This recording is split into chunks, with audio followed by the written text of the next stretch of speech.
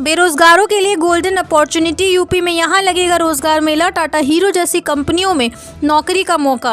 अगर आप भी नौकरी की तलाश में हैं या लंबे समय से बेरोजगारी का सामना कर रहे हैं तो यह खबर आपके लिए किसी सुनहरे मौके से कम नहीं है। जी हाँ, यूपी के मुरादाबाद में एक बड़ा रोजगार मेला आयोजित किया जा रहा है जिसमें कई नामी कंपनियां युवाओं को नौकरी देने के लिए आ रही हैं।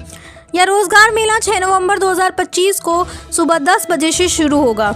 इसका आयोजन क्षेत्रीय सेवा योजना कार्यालय की ओर से श्री बांकीलाल मेमोरियल पीजी कॉलेज गढ़ी चांदपुर मुरादाबाद परिसर में किया जा रहा है।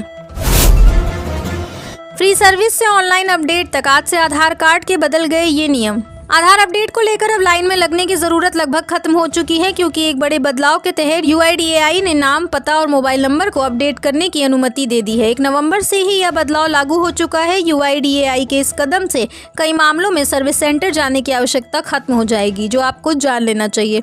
इसमें सबसे बड़ा बदलाव मोबाइल नंबर चेंज करने और फीस माफ को लेकर हुआ है।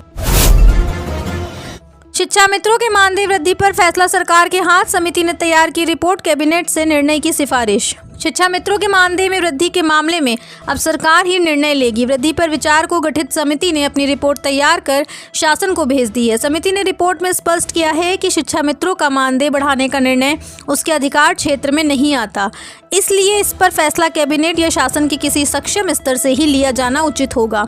इस तरह यह मामला एक बार फिर शासन के पाले में चला गया है।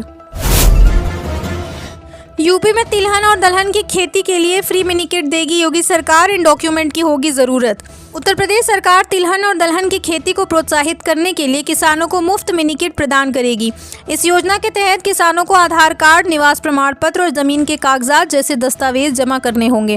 कृषि विभाग की वेबसाइट या नजदीकी कार्यालय में आवेदन करके किसान इस योजना का लाभ उठा सकते हैं, जिससे उन्हें बीज की लागत में मदद मिलेगी। 2 माह बाद भी यूपी आउटसोर्स सेवा निगम का गठन नहीं, लाभ के इंतजार में कर्मचारी। उत्तर प्रदेश में आउटसोर्स सेवा निगम के गठन में देरी हो रही है, जिससे 4 लाख से अधिक कर्मचारियों को वेतन वृद्धि और अन्य सुविधाओं का लाभ नहीं मिल पा रहा है। सचिवालय प्रशासन विभाग अब कंपनी अधिनियम में पंजीकरण कराने की तैयारी कर रहा है। निगम का उद्देश्य आउटसोर्सिंग कर्मचारियों को शोषण से बचाना और उन्हें बेहतर सुविधाएं प्रदान करना है, जिसमें 20,000 रुपये का न्यूनतम मानदेय शामिल है। कौशाम्बी के डीएम ने गांव में लगाई चौपाल, लापरवाही बरतने पर जेई का वेतन रोका, ग्रामीणों की सुनी समस्याएं। कौशाम्बी के जाठी गांव में जिलाधिकारी डॉक्टर अमित पाल ने ग्राम चौपाल में ग्रामीणों की समस्याएं सुनी। उन्होंने सरकारी योजनाओं की जानकारी ली और पात्रों को लाभ पहुंचाने के निर्देश दिए।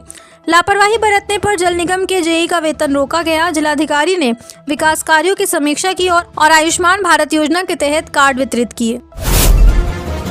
यूपी के 25 जिलों ने बढ़ाई चिंता, फार्मर रजिस्ट्री में पिछड़े, हैरान करने वाला आंकड़ा आया सामने।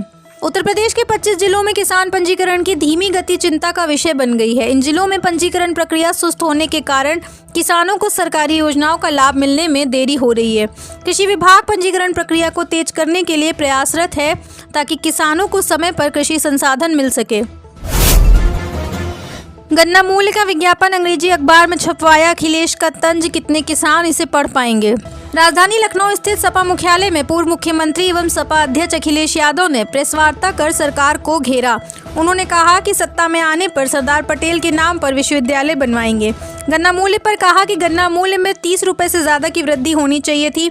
दाम में कम से कम इतनी बढ़ोतरी करें जिसमें किसान खुशहाल हो। वहीं अखिलेश यादव ने तंज कसते हुए कहा कि सरकार ने गन्ना मूल्य और भुगतान का विज्ञापन अंग्रेजी अखबार में छपवाया। अब बताओ कितने किसान अंग्रेजी में इसे पढ़ पाएंगे।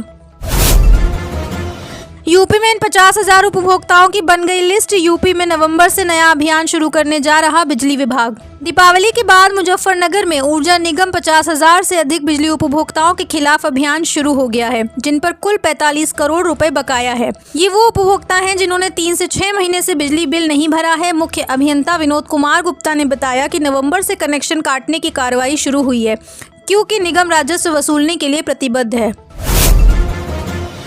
सीएम योगी की बच्चों से अपील, स्मार्टफोन से बनाए दूरी, अच्छी पुस्तकें होती हैं व्यक्ति की सच्ची साथी। उन्होंने कहा कि यह पुस्तक महोत्सव आने वाले 9 दिनों तक 200 से अधिक स्टॉलों के माध्यम से गोरखपुर और पूर्वी उत्तर प्रदेश के लोगों को अपनी रुचि की पुस्तकें खरीदने का शानदार अवसर प्रदान करेगा। मुख्यमंत्री ने प्रधानमंत्री नरेंद्र मोदी के विचारों का उल्लेख करते हुए कहा कि पीएम मोदी हमेशा कहते हैं, व्हेन सिटीजन कंट्री लीड। यानी जब नागरिक पढ़ते हैं तभी देश आगे बढ़ता है।